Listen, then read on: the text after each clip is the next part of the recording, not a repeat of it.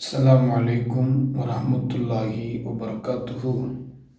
அன்பானவர்களே, அல்லாஹ்வின் நல்லடியார்களே, பெரியோர்களே, தாய்மார்களே, சகோதர சகோதரிகளே, அந்த அல்லாஹ்வின் அருளும் அன்பும் உங்கள் எல்லோரின் மீதும் என்றென்றும் நின்று நிலவட்டுமாக என்று கூறி, இன்று நாம் பார்க்க போகிற தலைப்பு உறவுகள் உரிமைகள் என்கிற தலைப்பில்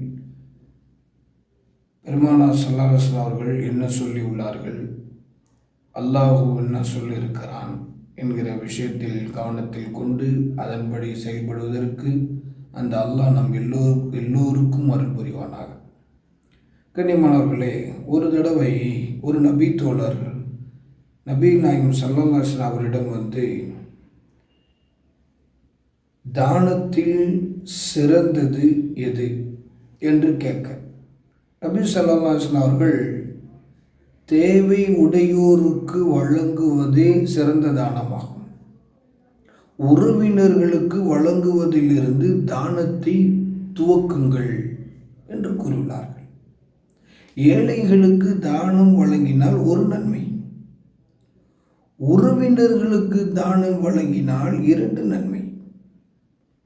ஏழைகளுக்கு கொடுத்தா 1, உறவினர்கள் கொடுத்தா 2. ஒன்று தானம் வழங்கியதற்காக, மற்றொன்று உறவுகளை இணைத்ததற்காக.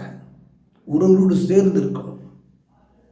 உறவுகளை நாம் எப்போதும் என்ன செஞ்சிடக்கூடாது, உதிரி தள்ளி விடவே கூடாது. அதற்கு அல்லாஹ் அருள் புரியட்டும், கிருபை செய்யட்டும். பெருமானார் ஸல்லல்லாஹு அவர்களிடத்தில் மற்றொரு சஹாபி, யார சொல்ல, எனக்கும் சில உறவினர்கள் உள்ளனர், அவர்களின் உரிமைகளை நான் நிறைவேற்றுகிறேன், எனது உரிமைகளை அவர்கள் நிறைவேற்றுவதில்லை,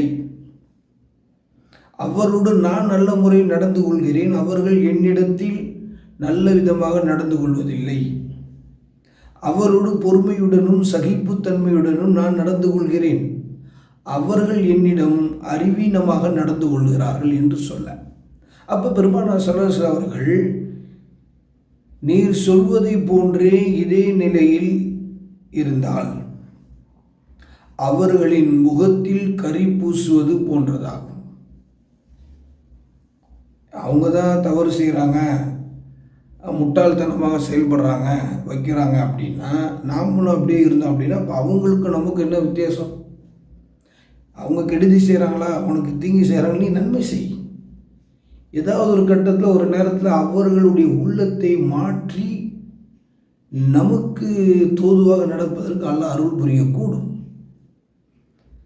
அவர்களுக்கு எதிராக அல்லாஹ் தஆலா இதே பண்பில் நீ நிலைத்திருக்கும் காலம் வரை அல்லாஹ் உமக்கு உதவி செய்வான், அருள் புரிவான் என்று சொன்னார்கள் நபி நாயகம் ஸல்லல்லாஹு அலைஹி வஸல்லம் அவர்கள்.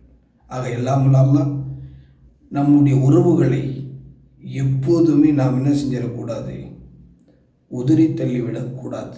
உறவுகளோடு நாம் சேர்ந்து வாழ்வதற்கு அல்லாஹ் நம் எல்லோருக்கும் அருள் புரியட்டும்.